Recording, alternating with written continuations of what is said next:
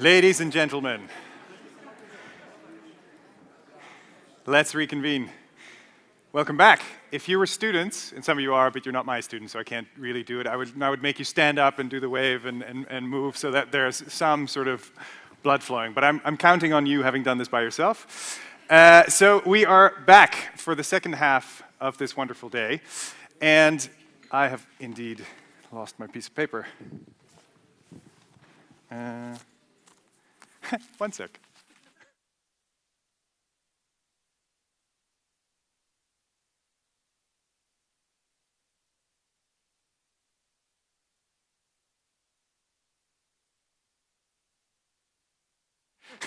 Sorry.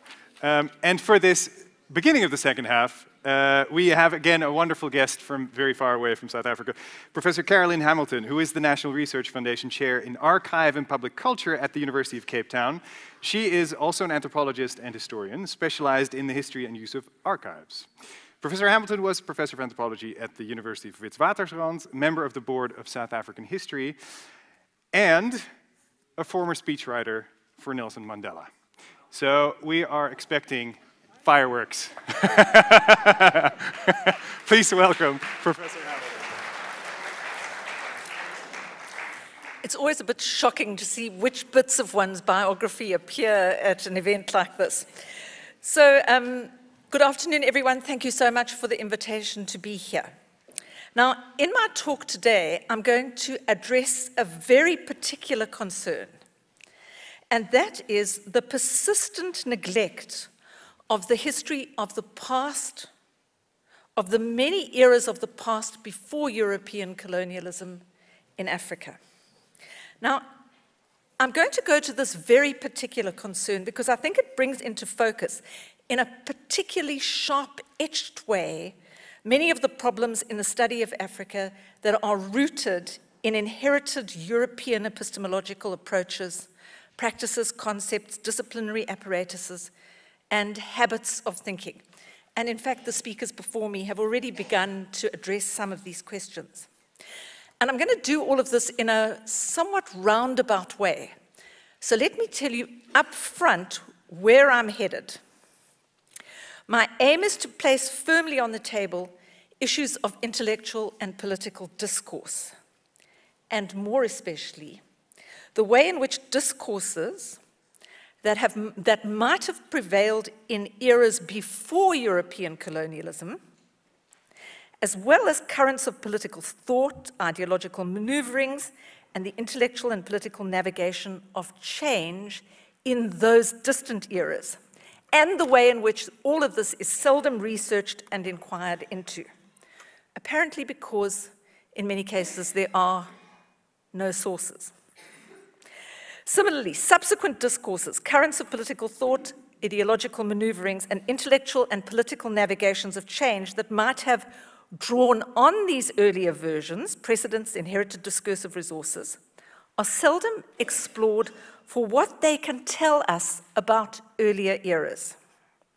And a corollary of all of this is that the methods for doing this remain undeveloped and pursued only in isolated pockets. So in part, my input today goes to the question of new methods. Now, in the considerable literature that deals with public intellectual activity, there's a tacit understanding that the defining feature of intellectualism is reading and writing. The further south one goes on the African continent, the later and later the advent of reading and writing.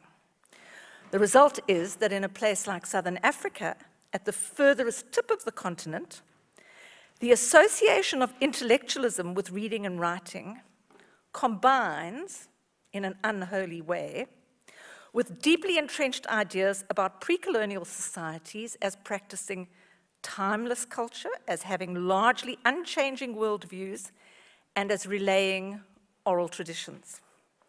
And this unholy combination precludes exploration of pre-colonial intellectual currents and activities and how they changed over time in the eras before colonialism, as well as under colonialism.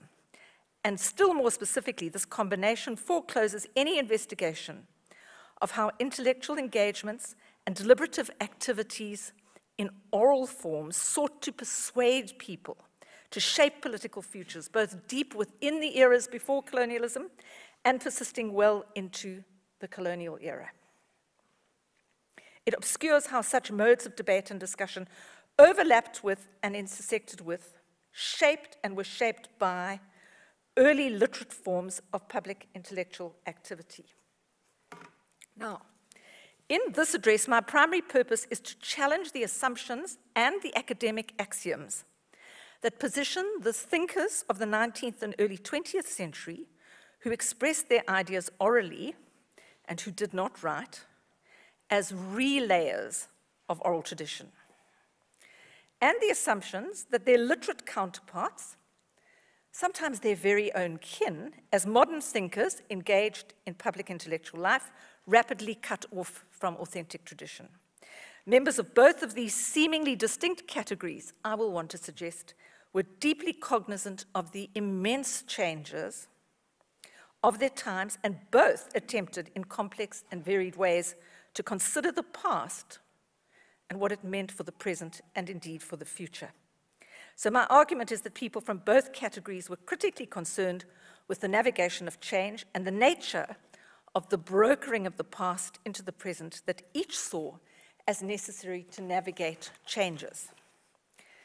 The navigation of changes involved drawing on banks of knowledge, recovering aspects of the past, reconciling the old with the new, arguing for one case over another, advocating change, testing ideas, and deliberating in multiple settings. All of these activities required intellectual work. It was intellectual work focused in the first instance and most pressingly on the political questions of the day. And we can think here, things like the question and nature of sovereignty, the rights and responsibilities of rulership, the nature of humanity itself, and of course flowing from that, gender, intergenerational relationships, ideas about identity. I could go on. Underlying these kinds of questions were understandings of how the past shaped the present and what it meant for the present, and how all of that stacked up in trying to anticipate and influence what the future might be. So it's a purpose of my intervention today to show that deliberative activity focused on these kinds of questions occurred in the Southern African region, not only with the advent of European colonialism. It was a feature of life in earlier eras where it shows up in the historical record and can be researched wherever significant change had to be navigated. For too long, colonialism and literacy have been allowed to constitute the effective beginning of Southern African intellectual history, with whatever cognitive activity went before consigned to, inverted commas, tradition and culture. Now, where what went before was historicized at all, it is at best only ever a background chapter to the rest of history. But it is possible to undertake the research into political praxis in the eras before colonialism, to follow currents of political thought changing in response to changing circumstances within the pre-colonial world and across the pre-colonial and colonial divide. It's possible to watch ideas travel across oral forms, from oral forms into written ones, and into ones with oral and the written inextricably entangled. To do this, I will contend, the pervasive assumed distinction between the literate, modern, hybrid, and synthesizing intellectuals and the illiterate, authentic tribal informants relaying handed-down tradition requires robust interrogation. And in the rest of the talk, I'm going to attempt such an interrogation in relation to one region of Southern Africa. And I do this in relation to KwaZulu-Natal, because sufficient research already exists that makes it possible to pursue these issues across the resolutely upheld pre-colonial, colonial temporal boundary, and across what is persistently siloed scholarship. A siloed scholarship which sees those historians of the remote past seldom reading the literature of the literate black intellectuals of the 20th century, and it's a silo which seldom sees scholars who work on black intellectual history paying attention to the kinds of critical thinking that prevailed before colonialism.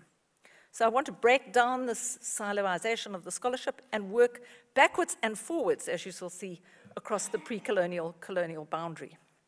Now, focus on this region offers us a further affordance, And this is because the region saw dramatic political changes, the rise of new powers in the area on the eve of colonialism, and the associated demand on the inhabitants of the region to navigate those changes in the late pre-colonial eras. And this shows up vividly in the record. So changes and realignments in the late independent period required political and intellectual agility.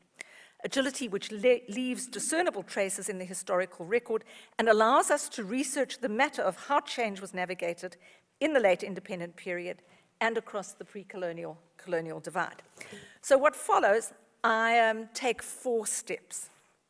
So first, I consider something that many of you will know about, the now substantial scholarship on the work of the early Black intellectuals of this region, who were writing and publishing in the late 19th and early 20th centuries. And I'll focus on 2 prominent individuals, Magema Magwaza Fuze and John Langalibeleli Dube. I could choose any one of a large number of others. I'm going to draw attention to the way in which, in their texts, in variants of isiZulu, but also in English and in translation, they were both referencing the past and using existing, long-standing concepts about, amongst other things, the nature of rule, government, domination, and gender roles, to talk about how things were in the past, in the generations of their grandfathers and mothers, as well as to discuss present changes and to imagine new futures. So it's not my purpose in this address to explore in any detail the particular meanings they ascribe to these concepts, or these concepts' particular genealogies. That, I think, is a weighty interpretive project in its own right. But my aim is to highlight the extent to which they made use of concepts rooted in earlier pre-colonial currents of thought, and the extent to which they used an inherited conceptual language that they were able to invoke, or where necessary, to refurbish for new needs. I'm then going to consider a range of other places where such discussions were going on, also in variants of isiZulu, about the same and related topics, but which happened orally, and which were written down by people other than those doing the speaking. So the point of all of this is going to be to register the existence of a wide and rich discursive environment in which Zulu speakers were thinking actively about the changing world they were living in, deliberating about the key questions of the day, and using the past to interpret and think about the present. These points, surprisingly, are not well established in the relevant literature. So in the discussion, I will focus on some detail on one contemporary of Fuze and Dube, Ndlovu Gatimuni, chief of a marginalized section of the Zulu royal house. But again, I choose this particular person, but I could choose any number of others. The third step sets out an argument for recognizing, but what these speakers offered was not relayed formulaic oral tradition, as it's often characterized, but thoughtful disquisitions on the past. These disquisitions sometimes engage the past in its own right, but in many instances engage the past for the intellectual resources and insights it offered for navigating contemporary changes and envisaging the future. In other words, in deliberative contexts. So it's the burden of my argument that what both the writers and the speakers had to say was rooted in longer-standing currents of political thought. So then the fourth step of the argument will be to show that both the written and the oral political discourses and the intellectual activity that they involved was not a new feature of life in the region in the late 19th century. And I'm going to try and show you how we can find clear indications of similar debates and forms of brokering the past into the present in the eras before colonialism, especially in circumstances of dramatic political change. Understanding how they were drawn on in the early 20th century allows us to begin to understand what from earlier eras was being drawn on. That's the source material.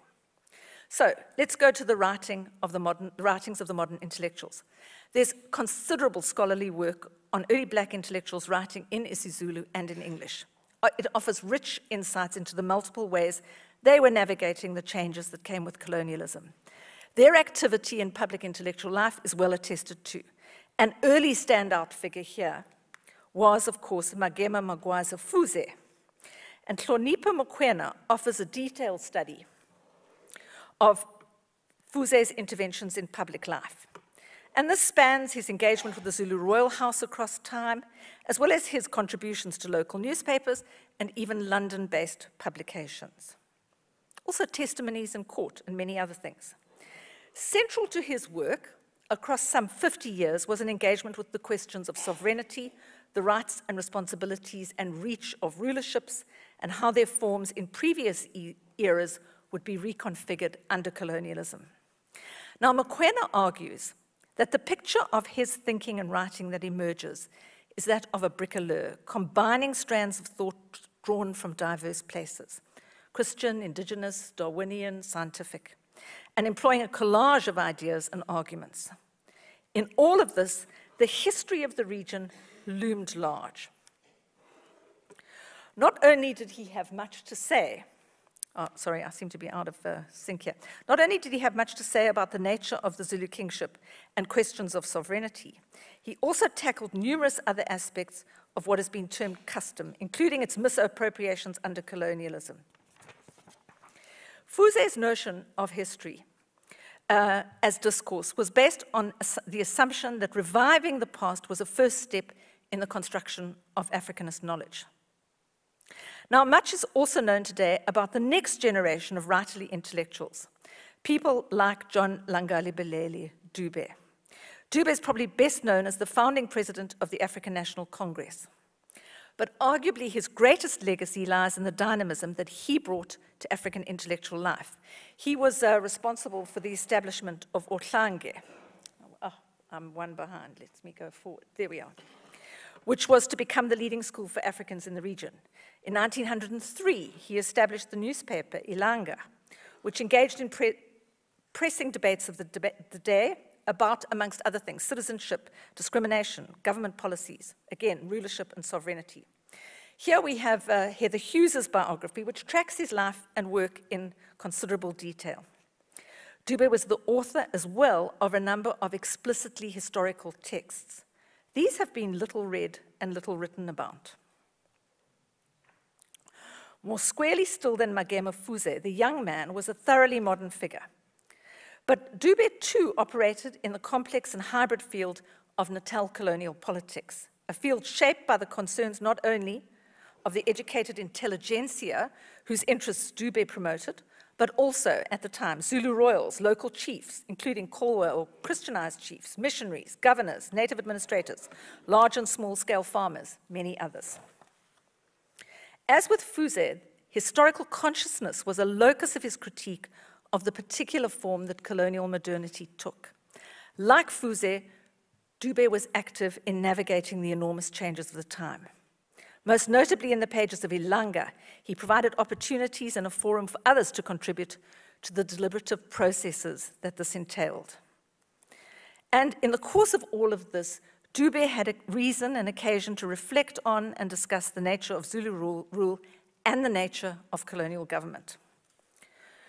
Now, while so much scholarly attention is focused on Kolwa thinking and writing as being concerned with ideas of modernity and progress, what close examination of Fuze and Dube's writings reveal is their depth of interest in how to think about and how to value the pre-Kolwa past, the world described variously in the 20th century as traditional and tribal, as well as the role and nature of the Zulu kingship, of identities and connections inherited from the distant past.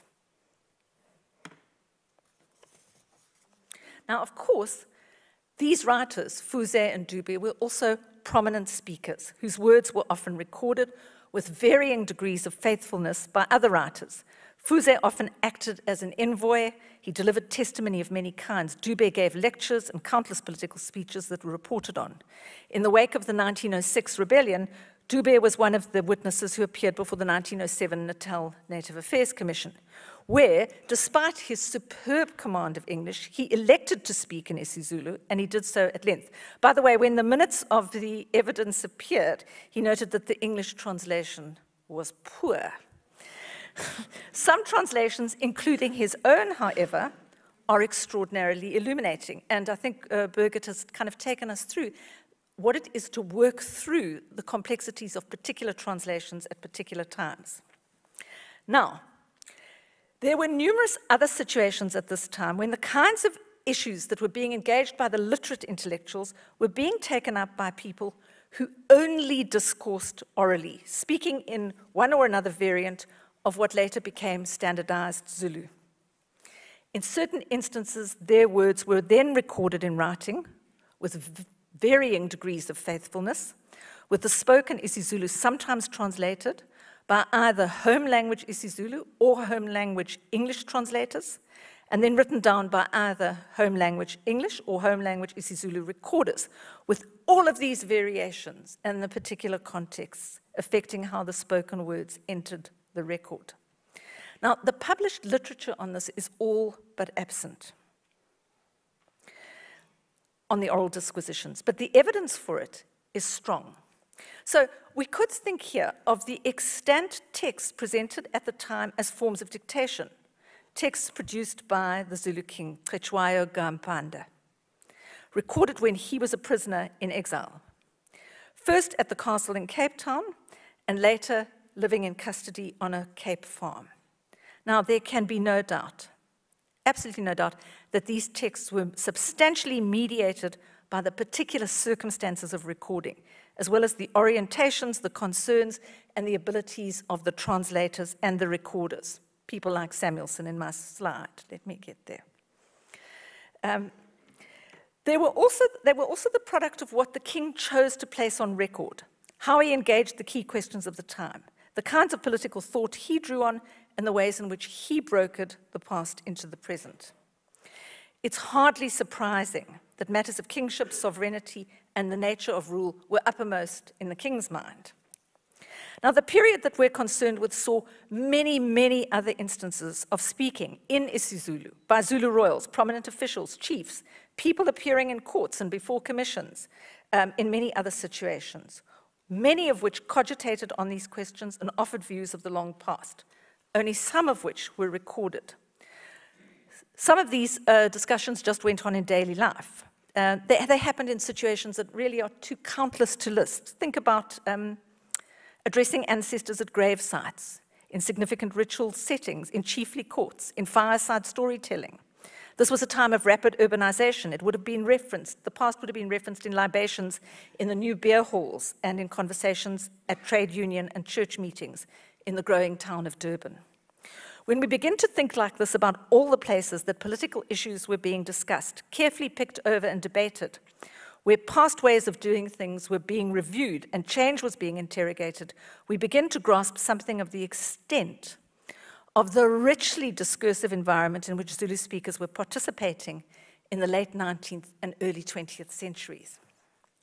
Now, one of the places where this was happening was in the many conversations that a range of people were having, mostly in isiZulu, with the colonial official James Stewart. And the recorded notes of these conversations, comprising hundreds and hundreds of pages, have been described as a vast body of oral tradition. I want to take issue with the easy description of these texts as oral tradition.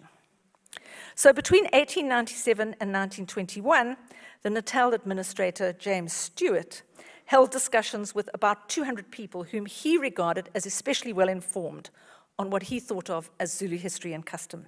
He took detailed notes of the conversations, and in certain circumstances, and for reasons we can discuss, he was also concerned to record and publish the particular narrative flow and the exact words in isiZulu of some of his interlocutors. We have to note here that Stewart himself was probably one of the best of the colonial speakers of isiZulu at the time. He took enormous interest in the kind of Zulu that he spoke and constantly worked on his speaking. What that means, of course, is a debatable question, but nonetheless, let's note the fact of his commitment to a serious command of the language. As oral traditions recorded from what are seen by scholars as authentic tribal informants, these accounts are typically treated as narratives handed down across generations, more or less faithfully. However, close reading of the recorded texts and research into the contexts, the lives, and the networks of the people that Stuart was conversing with, research of the kind that scholars have done for people like Fuze and Dube, throws light on their political concerns and their intellectual processes in a manner that invites radical reassessment of them as informants and as relayers of oral tradition. And I would argue is the core of why we might want to position a large number of these as the intellectuals of the day. I want to turn now to the account of one of Stuart's interlocutors, Ndlovu Gatimuni, in order to illustrate my point. Oh, sorry, the slide that's up now is one of the publications where Ndlovu's words, amongst others, appear in the verbatim form. But here is Ndlovu. Now, let's get ourselves to Natal Durban in 1902. In 2 sessions across 11 days in 1902 and extending into 1903, Stuart held sustained discussions with Ndlovu Gatimuni. He was a prominent figure in Natal chiefly politics. He was a grandson of Mudli. Now, Mudli was a senior Zulu royal. He was instrumental in the succession of the Zulu king Shaka, and towards the end of Shaka's reign, Mudli himself was killed by Shaka. So closely involved in the politics of the time. Mudli's son and Ndlovu's father, Tumuni, had been forced by Shaka's assassin and successor King Dingaan to leave the Zulu country and had settled south in what was to become later the colony of Natal. So by the time that Ndlovu met Stuart, Ndlovu and his father Tumuni had between them some 50 years of experience in colonial Natal politics, and that came on top of a complex history of involvement in the politics of the Zulu kingdom. Now, Stuart first met Ndlovu. In fact, I've got one more slide here to show you. Let me just do that. So here we have a photograph, a drawing of Tumuni from the 1840s. Stuart first met Ndlovu on Friday, the 7th of November, 1902. Stuart recorded that Ndlovu called on me today with another, being referred to me by my old friend Mkando. Now, this formulation, called on me, indicates that the connection was initiated by Ndlovu without a prior arrangement, but with a certain formality. They then arranged to meet the next day, Saturday, at Stuart's home. Ndlovu accordingly arrived with 4 others and stayed over the night. Stuart's household included his assistant, Ndugwana Gambengwana, and Ndugwana participated in the discussions. Significantly, the Saturday conversation was dominated by an initial 3.5-hour conversation on, and this is how Stuart puts it, the native question in all its aspects. In the course of the conversation, Ndugwana intervened often, registering and discussing multiple contemporary problems, as did Ndlovu, and they argued. Stuart's notes, let's go to them. Ndlovu says, everyone would hail with delight the holding of native public meetings in Pietermaritzburg from time to time. He considers that Colwers and others are corrupted by newcomers from England and elsewhere who know nothing. He says people feel the laws are a great burden and are unable to find the means of meeting the various calls on them by the government. They do not understand our laws. Taxes, they think, may be reasonable, but can only be reasonably exacted. This kind of stuff. Now, a reader familiar with the wider corpus of the Stuart papers and with the particular policies that Stuart was advocating at this time for native administration can immediately confirm what the first-time reader, or you, the listeners, probably sense, that this statement is as much a reflection of Stuart's thinking as anything that Ndlovu had to say. But pause that for a moment.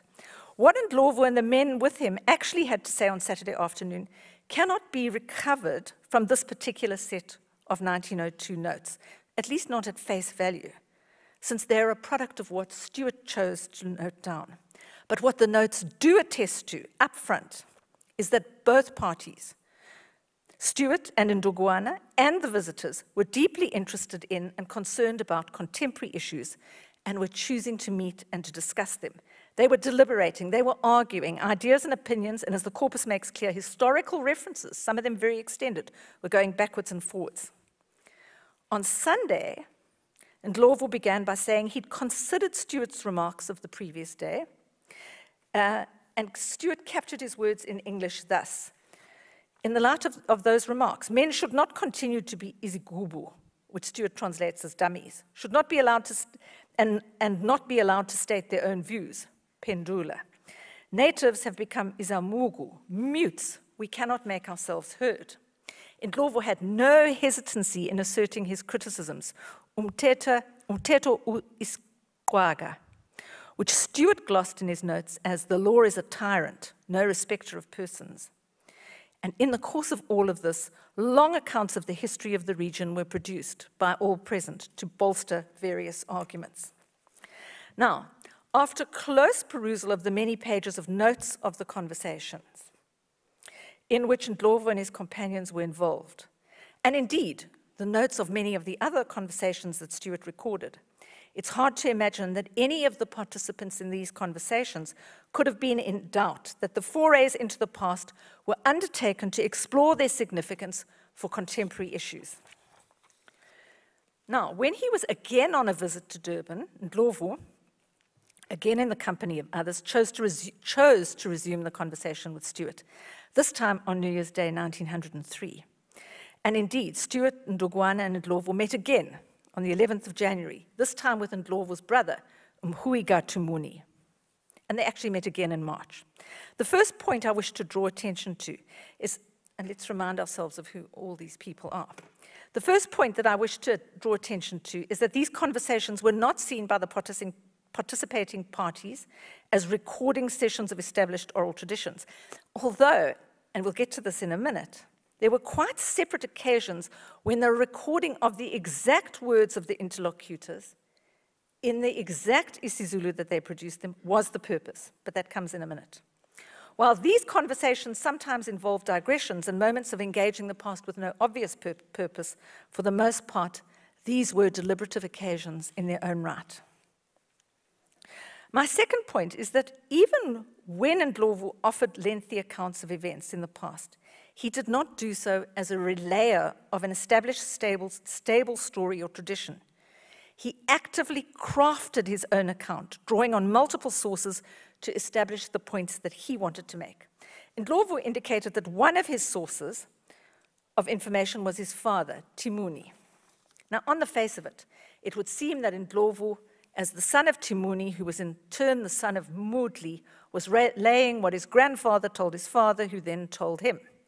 But Stuart also interviewed that brother of Ndlovu, Mhui. The accounts offered by the brothers differ significantly, with Ndlovu offering far greater historical detail, and the accounts diverge on key issues. Comparison of the accounts reveals that they diverged to a degree and a form that went well beyond what could be attributed to a lack of interest, poor memory, faulty transmission in a chain of testimony, any of those kinds of things. One crucial differentiating factor was that Ndlovu noted to Stuart that he owed a whole lot of his knowledge to Sipika, a man of Sinzangakona's Mkangala Ibuto, who was actively involved in the events leading up to many of the debated events in the testimonies of Mhui and Ndlovu.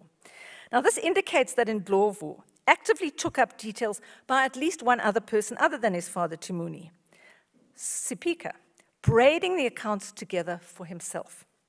If we now turn to a consideration about what we know about Timuni Gagmudli, the father of Ndlovu, we discover that he too did not simply participate in a generational relay of tradition.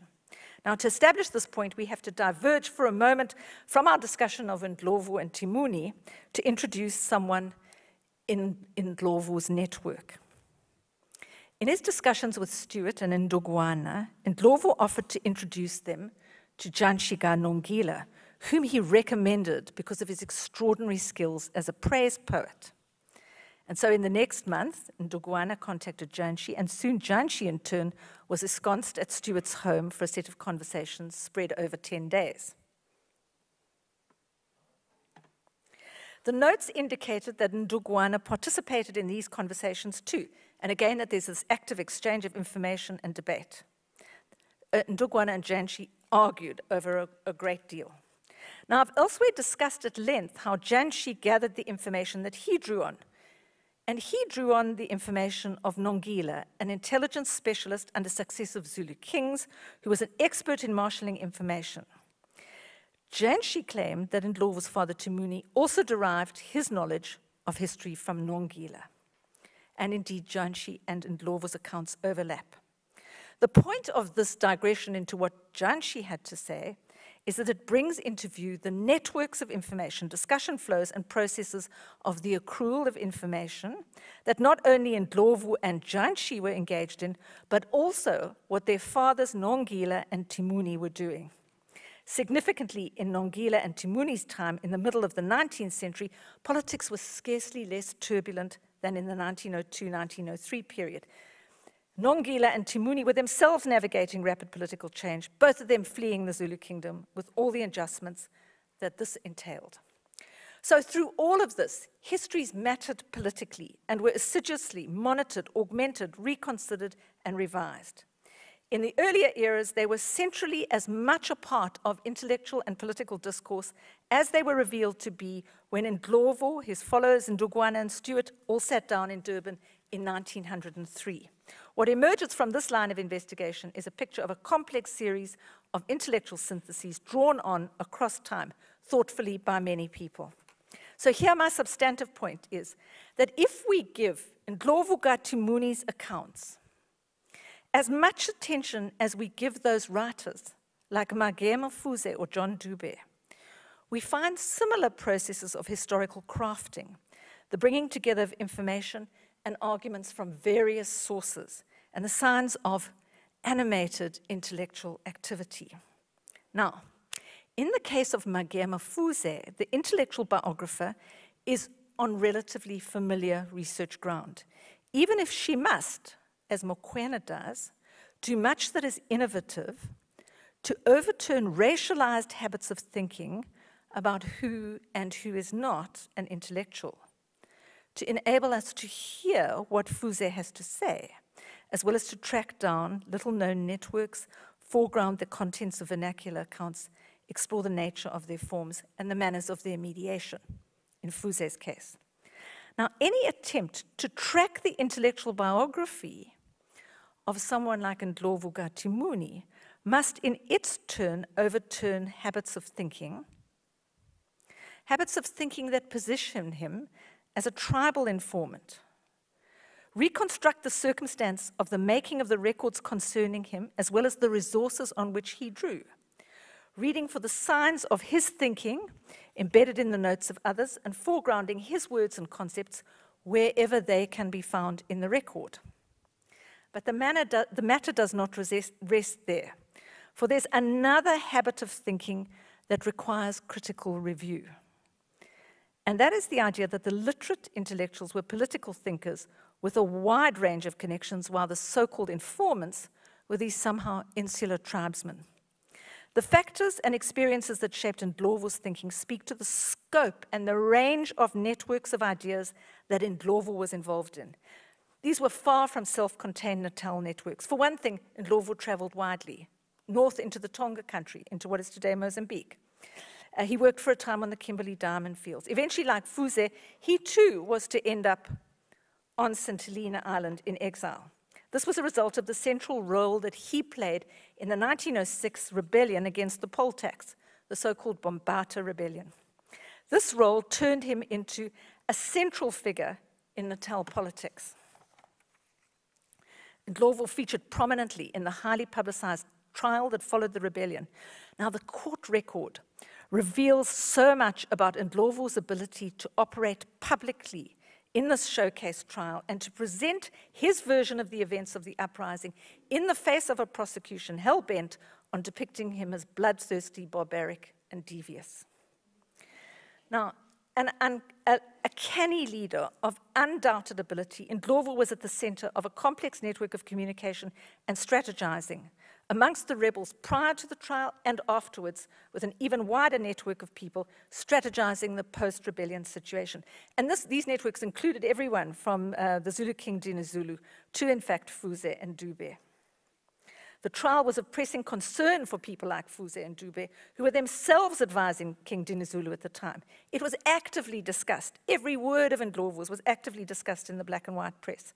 It's hard to imagine that prominent figures like Dube and Ndlovu, whose home bases were in close proximity to each other, that they did not actually know each other and that they never talked in person.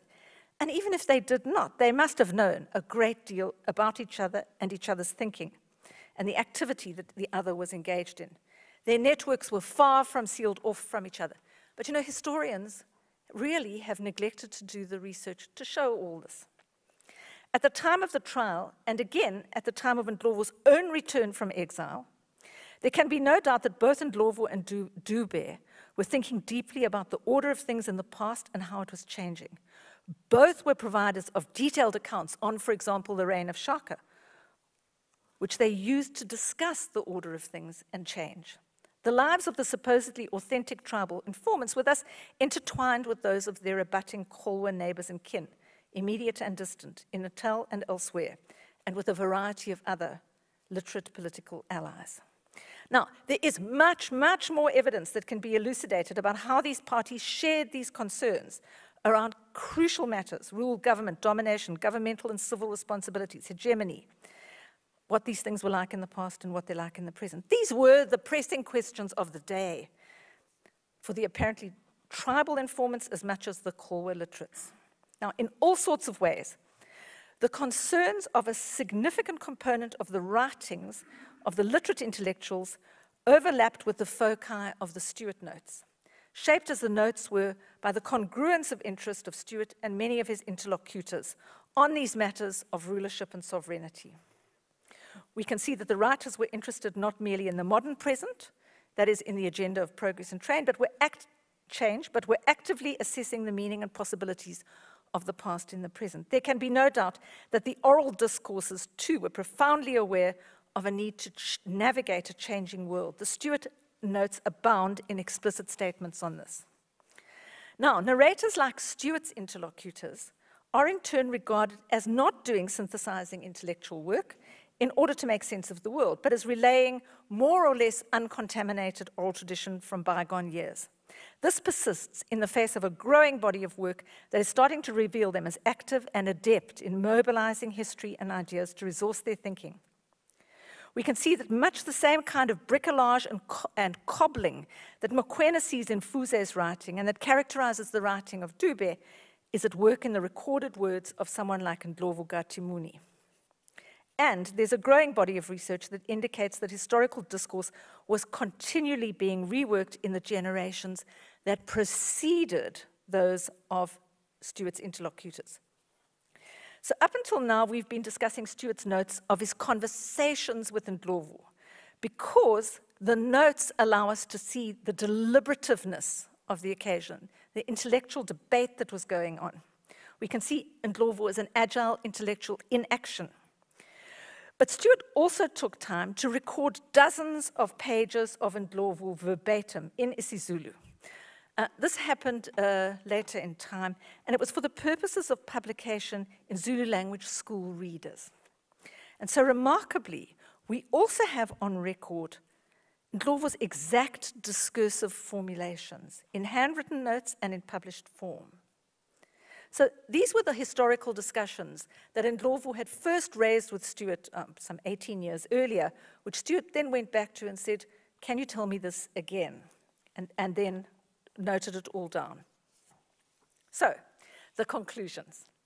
We can see then that in the late 19th and early 20th centuries, intellectual activity was not the preserve of literates. People like Ndlovu were just as engaged in navigating thoughtfully the changes of the times as the writerly intellectuals. Like them, Ndlovu drew on the past to address the concerns of the present. Like them, he braided together strands of information in ways that helped in making sense of the past and enabled thinking about the future. He paid attention to the ideas of others. I mean, that's the hallmark of intellectual activity.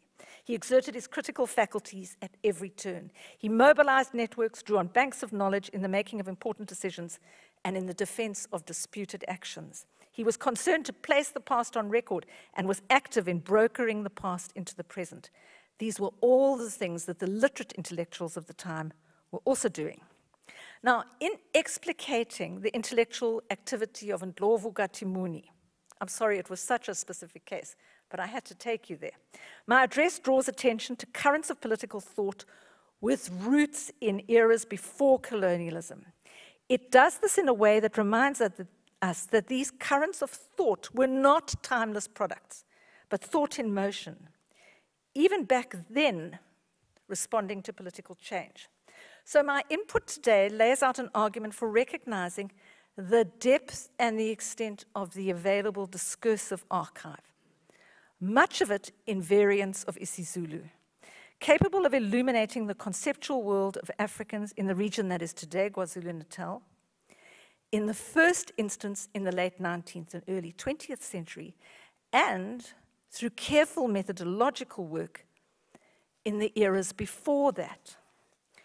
To use this extensive discursive archive is to track meticulously periodized and contextualized isiZulu words in action in isiZulu sentences across multiple settings. It's a scholarly project that's in its infancy. It requires new methods and new capacities in using vernacular archives. It's the challenge and the opportunity for a new generation of young scholars. Now, such a project requires access to the greatest number of isiZulu or variants thereof texts as possible. And it's a project that receives unimaginable liftoff when it's digitally enabled. We can understand this if we take a single term. Take the term umbuso, variously translated as government or rule. And I've been mentioning government and rule throughout.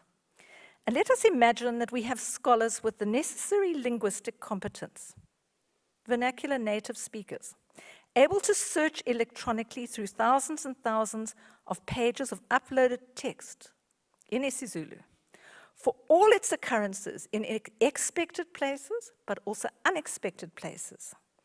In every case, the place of occurrence being carefully specified to enable further research, periodization, and contextualization.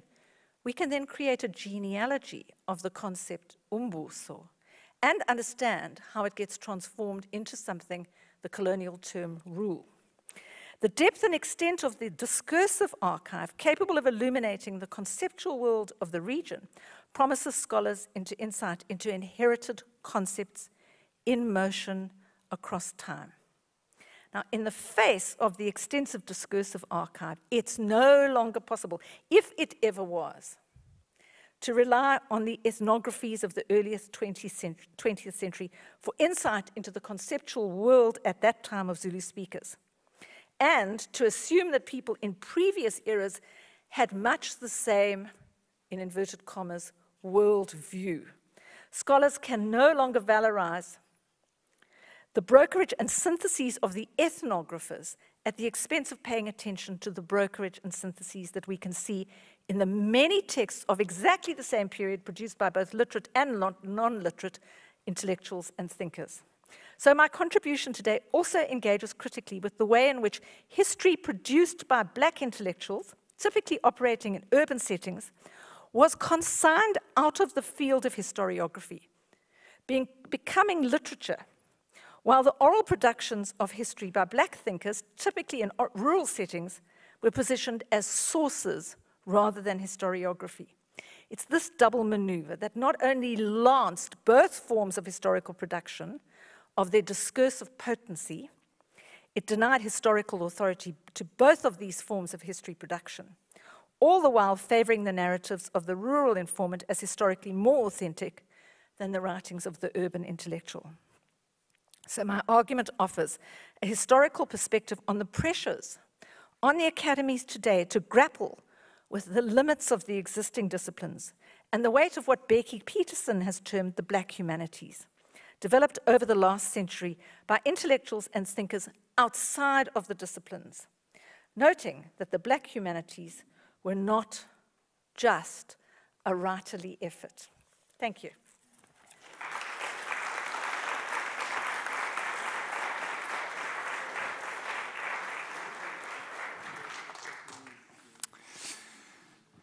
Thank you. Thank you very much, Professor Hamilton, for taking us on this roundabout journey that indeed got to the end. And it is remarkable, I think, to see the overlaps between the different talks and how everybody seems to be doing the same work, but within their own disciplines and in their own ways. It's quite remarkable. Discussant now. Jan-Bart Gewald, I mean, will be known to everyone as the current director of the African Studies Centre in Leiden. He's also a historian, as you would expect, and in the social history of Africa, and professor of African history.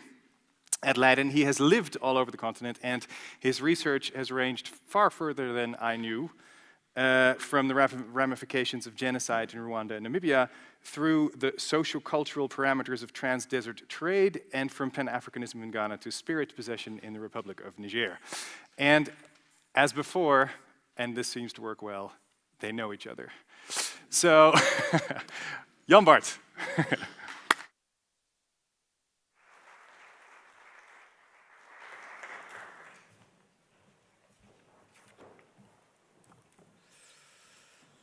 I'm sure you want this piece of paper, or you want me to steal it, then you'll be in trouble again, won't you?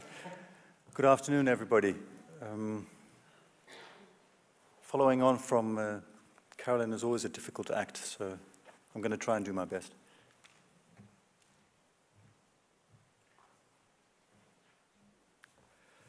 First of all, I want to thank Professor Hamilton. Thank her for the honor that I'm allowed to comment on your paper, and also on the trust that you show in allowing me to see the paper before you presented it. And I'd like to start actually with a short quote from a book that I started reading yesterday, and it's a book by Ursula K. Le Guin. It's entitled The Left Hand of Darkness. And the quote is, I'm quoting now, "I'll make my report as if I told a story, for I was taught as a child that truth is a matter of the imagination. The soundest fact may fail or prevail in the style of its telling." It's always quite interesting how you seem to stumble across things which bear a direct relevance to what you're supposed to be discussing the next day. But so, end of that quote there.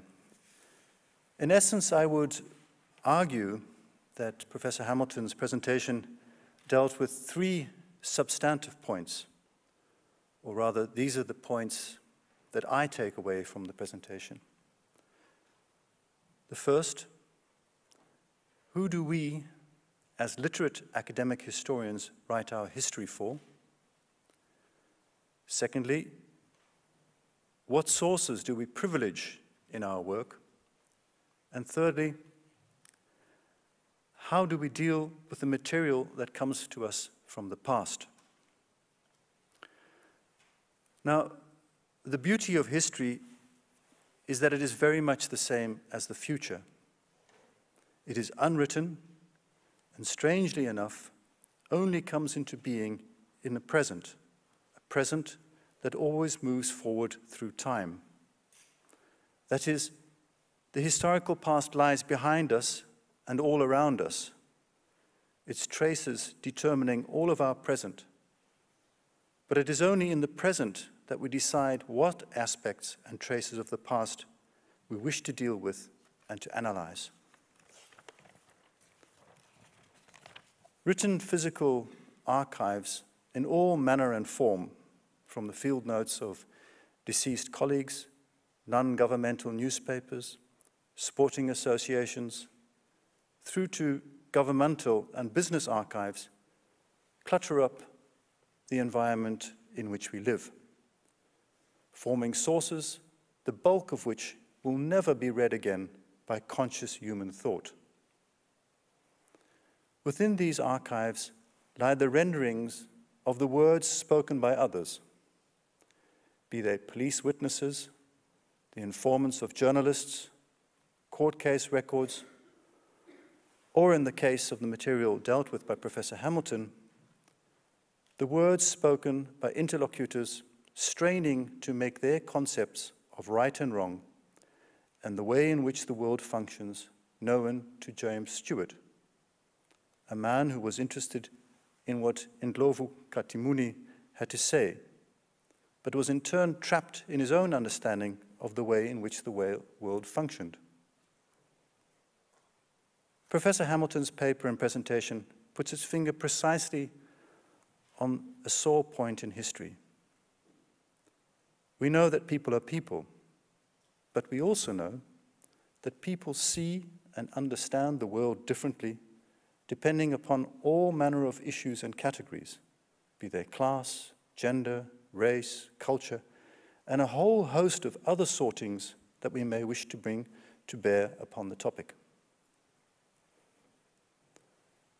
Professor Hamilton's presentation, sorry, I just noticed that there's the peanut gallery up at the top there. Greetings, greetings. Professor Hamilton's presentation focuses upon a small but highly contested part of the African continent, a part that is presently known as KwaZulu-Natal of South Africa. In the course of the 19th century, the people of this area were subjected to colonial rule and the independent Zulu kingdom defeated in war by the forces of Imperial Britain. In the run-up to and in the aftermath of this defeat, isiZulu-speaking intellectuals sought to come to terms with the world in which they found themselves. And some of them were able to do this in written newspapers. Now, what is so striking of Hamilton's work is that it forces us to seriously seek out the conceptual world of those who wrote and spoke, but whose words were almost immediately dismissed and taken out of history by classifying them as mere politicking, literature, or renditions of an unchanging tradition. And yet, as Hamilton so clearly indicates, these forms of speaking and writing were a conscious attempt to come to terms with the world and to do so in vernacular concepts that are difficult to translate and in whose translation much is lost. So your example of taking a word and then trying to follow that through is exactly what I scribbled down here. But without wanting to sound flippant, a good example is the attempted translation of the Dutch word gezellig. Gezellig is translated as cozy in English or kuschelig in German. And yet, in each translation does not convey the full conceptual meaning of gezellig. The same holds true for concepts drawn from English and transferred into isiZulu and vice versa. Missionary studies in Africa are replete with attempted renderings of the term God into the languages of Africa. We heard that this morning with Birgit Meyer's presentation. Sometimes with startling results in renditions. For example, people who speak the same language, but with different names for God, depending on whether or not they had Catholic or Protestant missionaries, and so forth. But what does all of this mean for the history of Africa 60 years after independence? South African educational structures are currently undergoing major transformations, partly driven by student demands calling for a more Afrocentric curriculum and epistemology. And these are demands that find their echo elsewhere in Africa, with differing levels of sophistication. The calls for change initiated by Kwame Nkrumah, Ngugi wa Thiong'o, and Stephen Bantu Biko, among others, inspire students in contemporary South Africa. To what extent this call is being taken up elsewhere in Africa is debatable. Tertiary education in much of the continent is often an underfunded, slavish copy of structures introduced in the colonial era and essentially unchanged. And I find it striking that many of those charged to transform these educational institutions continue to revel in the titles bestowed by these colonial institutions. There are those who would argue that African history cannot be written by people who are not from Africa or in languages that are not African. Now, this is not what Professor Hamilton is calling for. Instead, what she is calling for is solid historical research, philological research that seeks to approach the true meaning of what has been said or transcribed as closely as possible. This is not easy fly-by-night work. This is work that requires the historian to step beyond the immediate and seemingly obvious. This requires the historian to attempt to enter and understand as much as possible the thoughts of interlocutors interviewed in another time and in another place. This is extremely important work. I believe that if we can continue to teach and demonstrate to students that words can have different meanings in different times and places, and dependent upon who is speaking or writing, then we might be succeeding at our job. In the present, more than ever, we need to be able to look beyond the stereotypically obvious and see the structures and thought processes that allow people to say and write what they do. Thank you.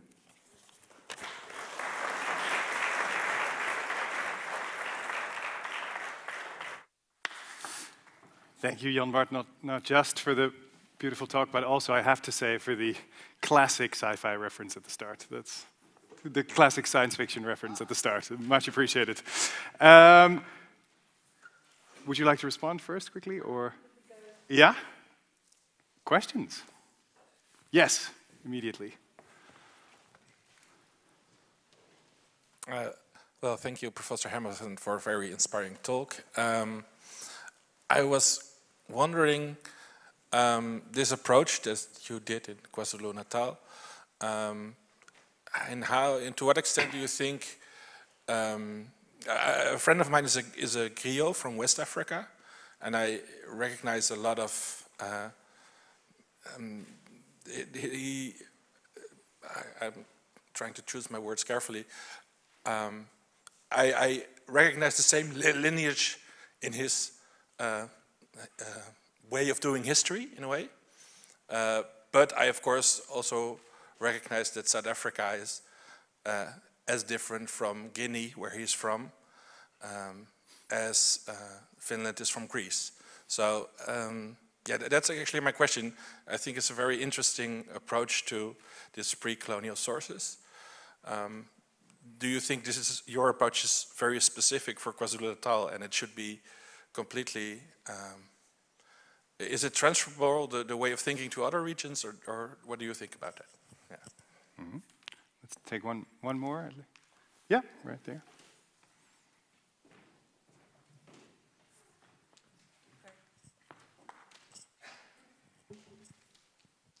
Thanks. Hi, my name is Larissa Scholte-Nordholt, and I'm a PhD candidate here with Jan-Bart, actually. So hi.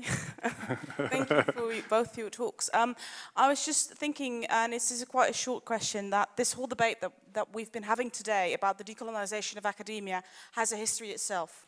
Right, we've been talking about this essentially since decolonization, political decolonization. And the same goes for talking about vernacular histories and how to use oral tradition to write history. And so I would just like to ask you to reflect on that and how we've changed the way that we talk about these things over the past 60 years, essentially. Thank you. Mm-hmm. Maybe we start with these two? Thanks for the wonderful question on the relationship to West African scholarship.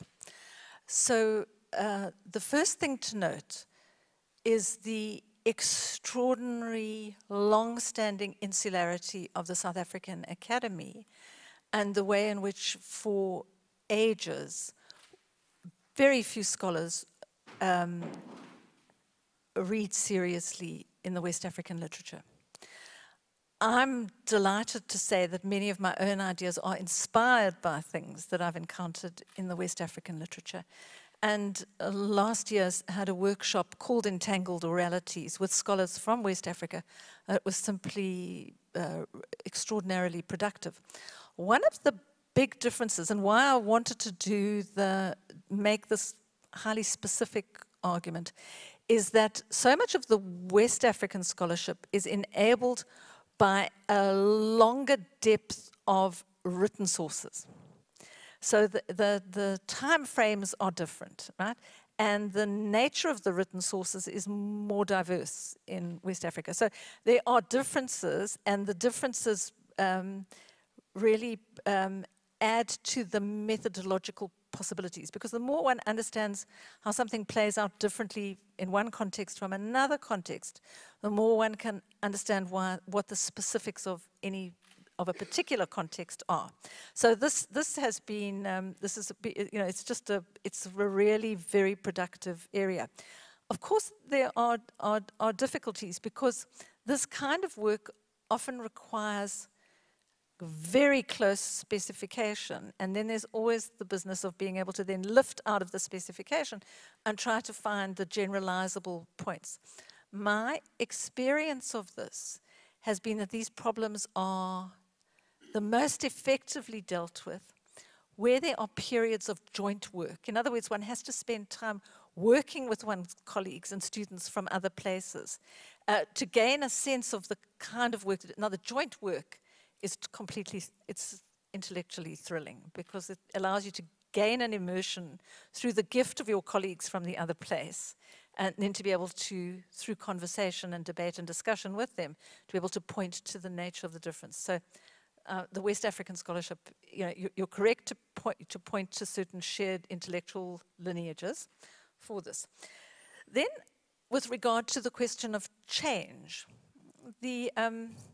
one of the things to think about is how in 1960s decolonization, the work of someone like Van Sina in demanding attention for oral traditions was such a complete and utter breakthrough. I mean, it just shifted the field of scholarship in all sorts of ways, and was picked up and in fact even approached differently, but by dozens of scholars through the African continent. So you had in the 1960s use of these kinds of oral materials in extraordinary ways. But I think to myself, sometimes the legacy of that has allowed us to fall into the habit, the trap, of seeing the oral traditions as relayed. And in fact, to try and prove that they're relayed. This thing has come down, and it is an authentic tradition, it has survived, etc., without understanding that the particular formulation, and I really am concerned about Van Sina's particular formulation here.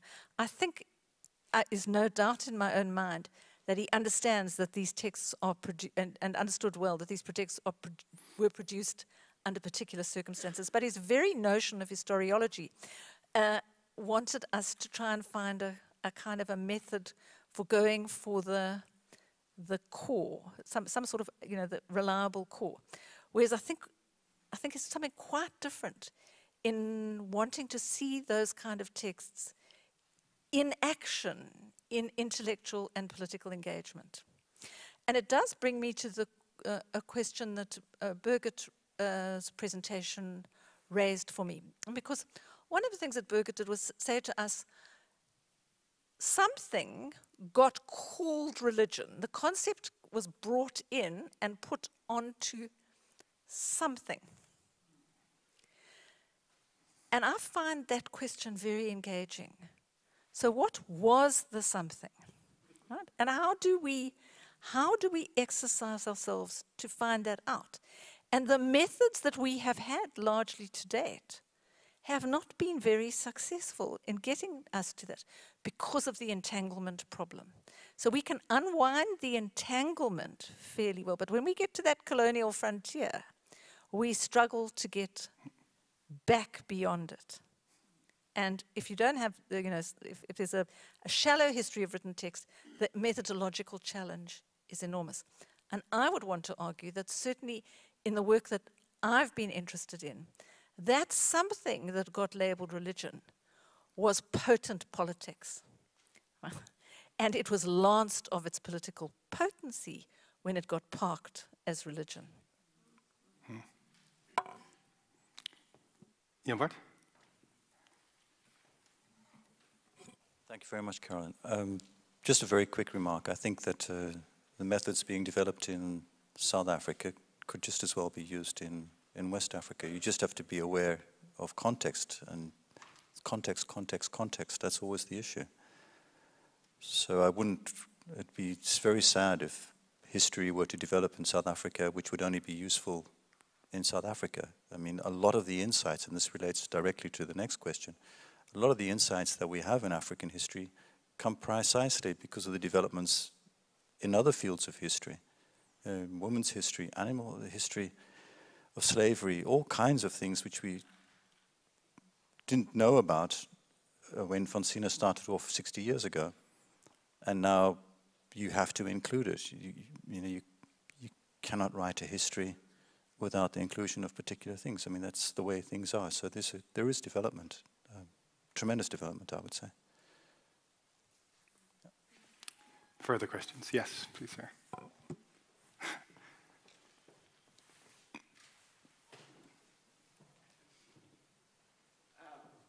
There are three widely known languages in Africa: the Creoles, the Fulanis, and Swahili. These languages are enriched in a whole lot of words that are able to communicate the intellectualism of Africa before colonialism, during colonialism, and even now. Do you think by adopting one of these languages as a lingua franca for Africa, it will help remedy the situation you presented? So I missed the last part of your comment. Do I think by adopting it would? Pardon, I didn't get you. You said by adopting one of these languages. One of these languages as a lingua franca for Africa. For example, Swahili or the Creoles speaking the whole of West Africa. Fulani is speaking from Nigeria on to Niger. If you are one of these, do you think it will remedy the situation you presented in your talk? For those who missed the first part, there are 3 languages in Africa, according to the gentleman, and the question is, if we pick one of them and make them lingua franca, will that solve the problems that you raised in your talk? One more. Peter.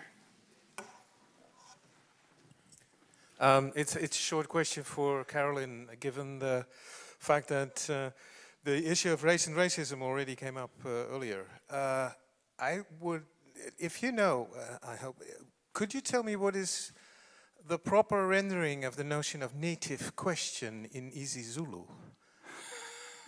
And what can that translation tell us about the way of thinking of Zulu intellectuals at the time?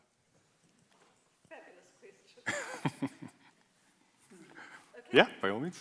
All right. So on remedying the situation in my paper, I think I was making an argument for language and discourse as an extraordinarily invaluable archive.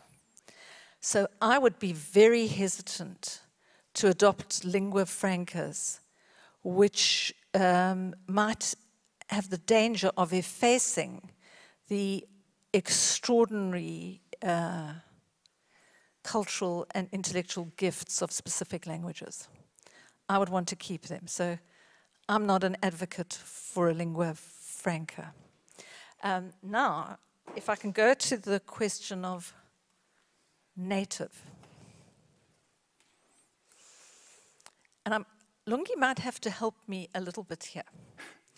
Because in the research that I've been doing, one of the things that has struck me the most is that when we are working on the polities, I'm being quite careful here because I don't want to call them kingdoms necessarily. We're not working on these polities, political and social formations before colonialism.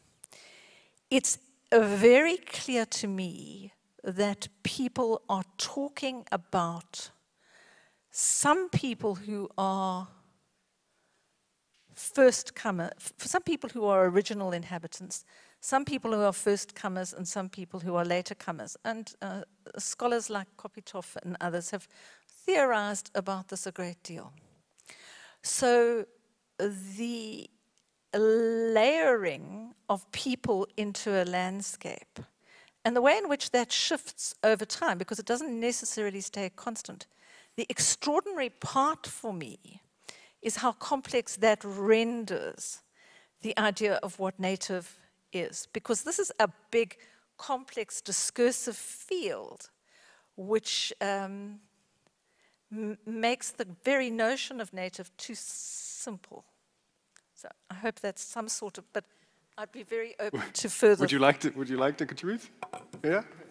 Yeah? I mean, just to yeah, say, there's the microphone here. Of course, all of this goes to the question of the association between land and people. Which people? It's so complex. Yeah? Well, the question reminds me of, once again, I mean, I tend to go back to Mafeje. Because, no, I mean, you raised these issues, I mean, decades ago, late 60s, early 70s. And Mafeje was not referring to the concept of native. He was referring to the concept of tribe, which in many instances is similar in terms of its articulation to the native question. And in his celebrated article, well, I regard it as celebrated, of 1971, the ideology of tribalism. One of the questions he raises is the word tribe. And he asks whether there is any indigenous word for the name tribe. And what he is doing there is trying to imply that this is a colonial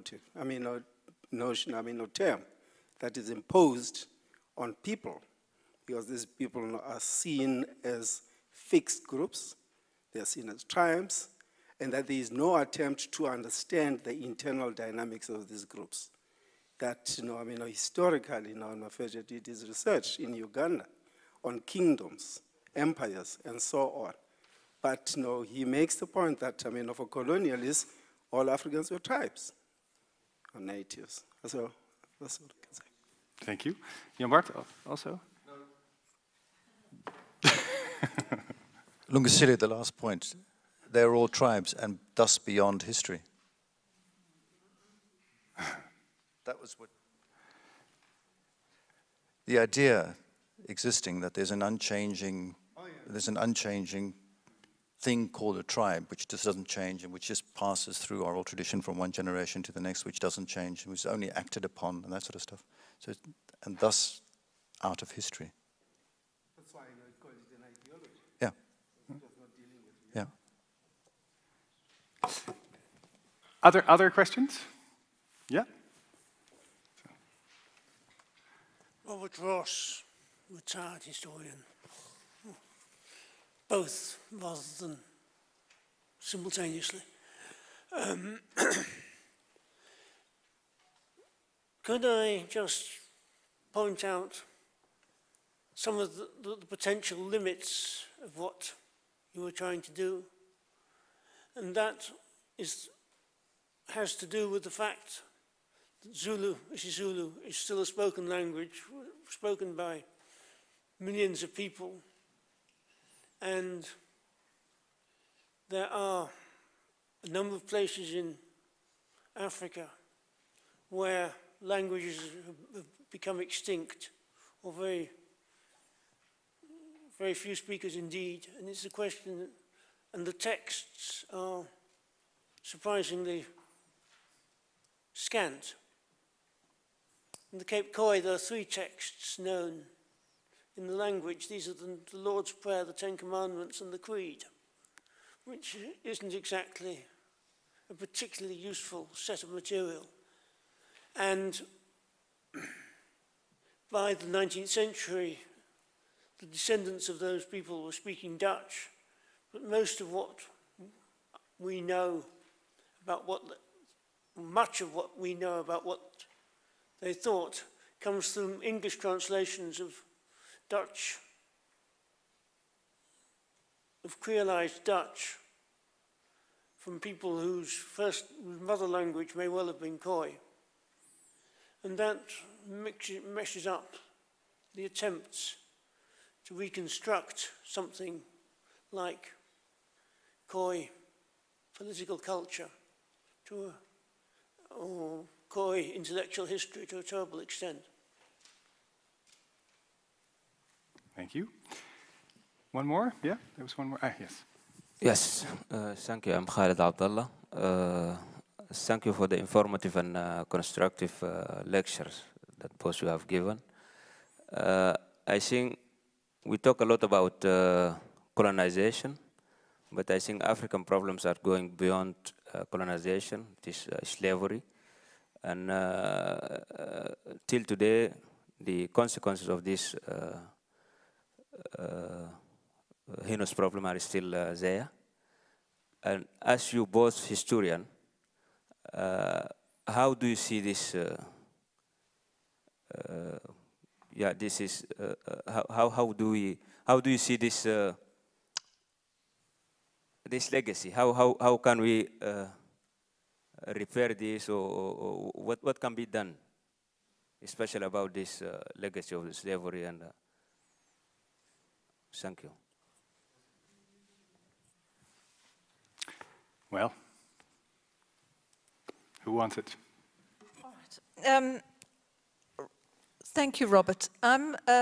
First of all, I'm aware of your own recent work in this area, but I want to go to Birgit's talk again, because I didn't make the one input I made clear enough, I don't think.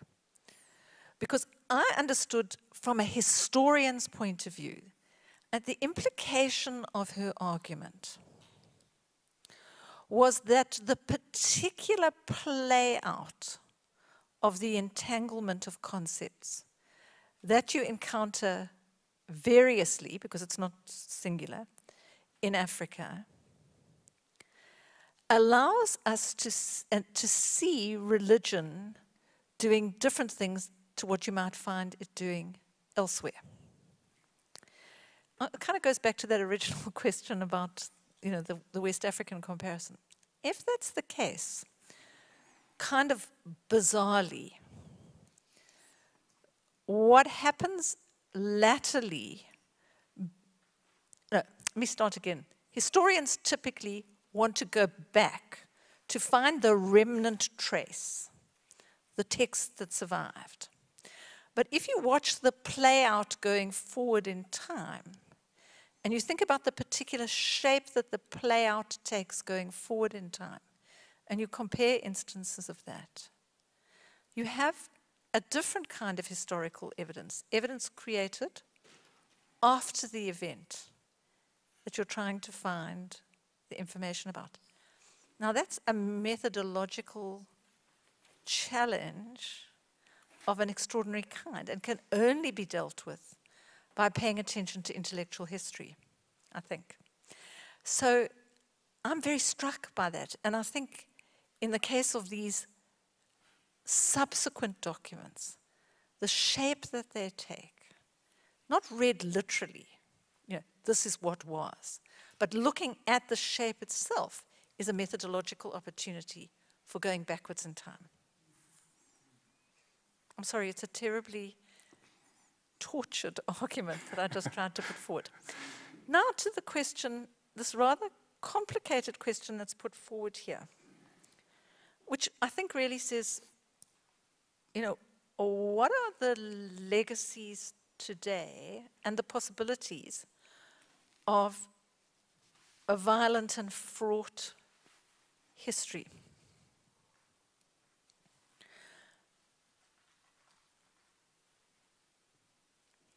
I think the very excavation of fraught history is always crucially important. It has to come forward. Now, I know that there are many people who want to say, can't we just carry on into the future and leave all of that? But I sometimes think to myself, these things are the key things that remind us of our commitment constantly to revisit our understandings of the nature of humanity.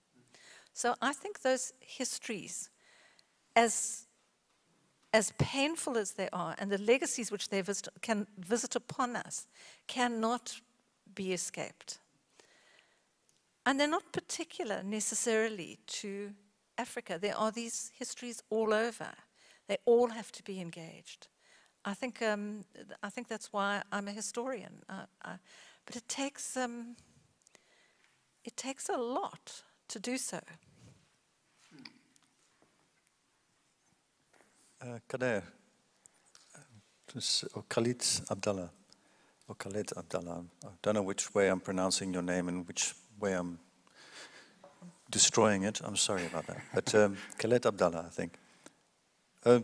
I can only agree completely with what Carolyn has said.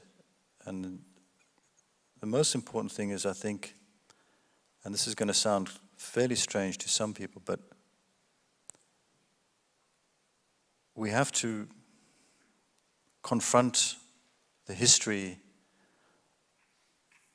of whichever place we deal with. I mean, Africa is not one huge identical history. The history of South Africa is totally different to that of Ghana, the history of Somalia totally different to that of Eritrea or to Sierra Leone, and there are some large things that affect the whole of Africa at the same time. But I think it's important to investigate particular parts of Africa in terms of themselves and in relation to the rest of the world. And some of those parts will be extremely painful, and some parts will also be extremely interesting. I think, for instance, one of the most underreported things in African history is the supply of gold to Europe across the Sahel, across the Sahara, right through until the colonization of the New World. And this is something that gets conveniently forgotten, and the first thing we focus upon is slavery. But even within slavery, there's a massive history, and a massive history which, if we really unpack it the way Carolyn said, will give us more insight into who we are as people. So I don't have an easy answer, not at all. And then to Robert,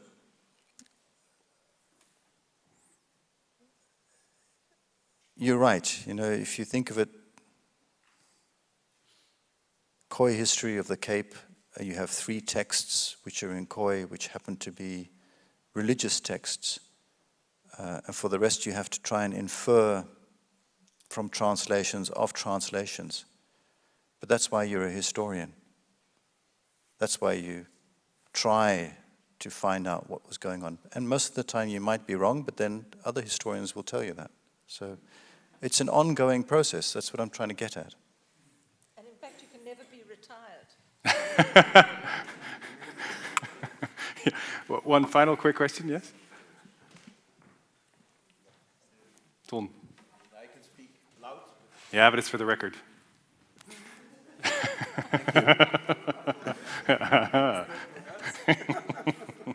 How can your methods be expanded to also use the new methods developed in archaeology, in linguistics, and maybe even in genetics?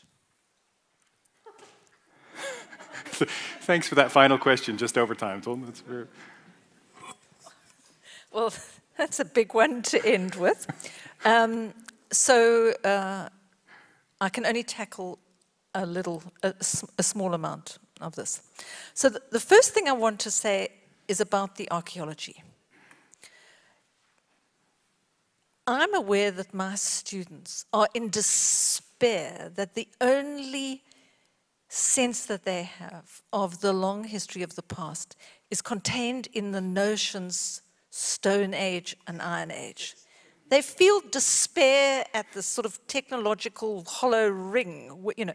So archaeology, I think, and so much of what the new methods are able to do still doesn't satisfy a passionate need for something more fully peopled. And I find that my colleagues in archaeology often, not always, but often really do work with the words that I put in inverted commas, worldview, culture, oral tradition, and so on, and are not, and always tell me, look, the scale is, we're working on a totally different scale. You're working on a micro scale, I'm working on a large scale. But I think theoretically, the idea that everyone is always navigating change, and that form is often kept in place in order precisely to enable change in content. That's the implication, perhaps, of my method. And I think it can find more forms of application in a discipline like archaeology. But one of the things that archaeology is able to do now is to work with big data in fantastic ways. And we know that this is going to open up, and it's already opening up the field in ways that we never imagined before. I think genetics does something very similar. And here I want to say, I think one of the things I was trying to get to at the end of the talk is that I'm not arguing for a computational humanities, but I am arguing for a digital humanities because I think it changes the shape of what is possible. So I feel that in all these areas, we're on the edge of a total shift of methods. And part of it is driven by this decolonial imperative that's been put firmly on the table. And so you have these affordances, they're big, they're digital big affordances. And if we can combine them with new kinds of questions and new ways of not falling into old epistemological frameworks, I think we're going to look to a new generation of work. So I don't know if that's an adequate answer. And I finally want to go back to what Jan-Bart started with, that truth is an imaginative act. Because I suppose I'm a methodologist above all. But I do think truth is an imaginative act, because I think you have to imagine another possibility and then go after the evidence. Yes, I think I agree.